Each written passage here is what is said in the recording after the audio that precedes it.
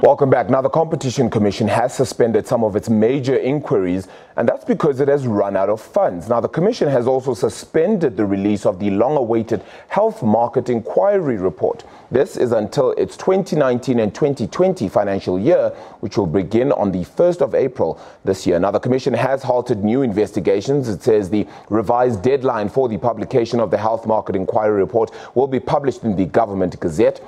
The Competition Commission has projected a budget of 366 million rand for the new financial year as well. Now, it was censured by the Auditor General in 2018 for exceeding its budget and incurring irregular expenditure. The Commission says it's currently engaging with the Department of Economic Development and the National Treasury regarding its financial challenges.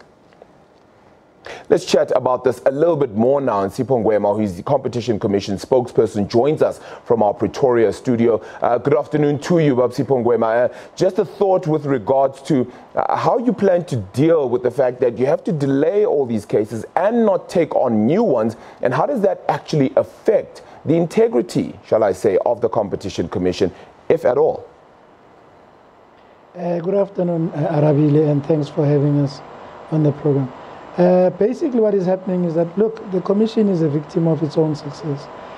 We have had overwhelming response in terms of our investigations, and that has led to more information and more leads and us taking more cases. But also you must take into account that we are fighting people with deep pockets, and they realize that our resources are not limitless, and therefore they are challenging us every step of the way, and that means spending more money, and sometimes spending money that is not necessarily budgeted, because when you are planning a case, you plan that is going to go a particular direction in terms of litigation. But when you are challenged every step of the way, then you are forced to spend more.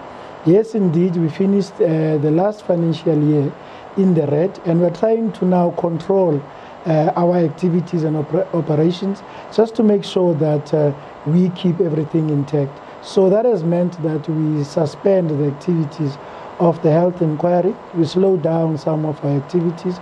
We cut down on some of the cartel investigations and focus on what we have.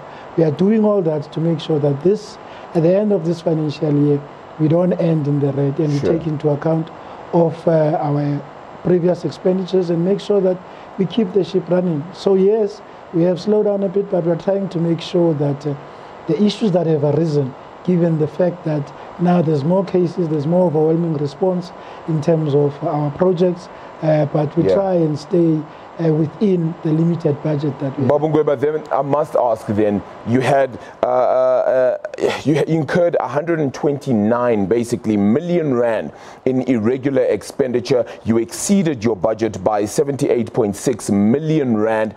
You may say, however, that it is being forced to then take on funding that you perhaps didn't budget for because you're challenged every step of the way. But with irregular expenditure of 129 million rand, surely then it indicates that that spending in itself has not been well looked after. You must remember, as I said to you, those figures relate to the previous financial year. And some of those issues around irregular expenditure would have to do with our response in various cases. So sometimes, yes, you don't go through the processes because you have got to go immediately. Sometimes you deviate, and you have got issues, therefore, that would arise in terms of the auditing process.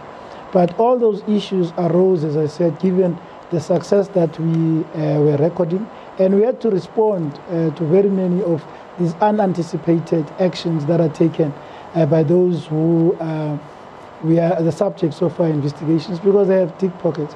But we are trying to correct that, because in terms of our projections, and there are a load of work that we then incurred, sometimes many of these areas or issues we did not anticipate. So we're trying now. This is why we are saying we are not going to take as many cases as we have wanted. We have revised our targets to go down in order to make sure that we keep the ship on the road. Does that not affect the quality of your work and the integrity of the Competition Commission, Bab? Not at all. You must remember, you are not throwing anything away, but we are saying with the limited resources that you have, concentrate on those things that you can do well, but also In terms of the integrity, those cases are still within us. They are our projects. Will start immediately after April 1 when we have been allocated new funds. Very many of these cases that we are going to focus on are already before the tribunal, and our own internal resources are able to respond to that. We are doing our own cases now at the tribunal. We don't outsource as much as we did before. So we are trying to make sure that when before we were outsourcing, we are trying to use our internal resources.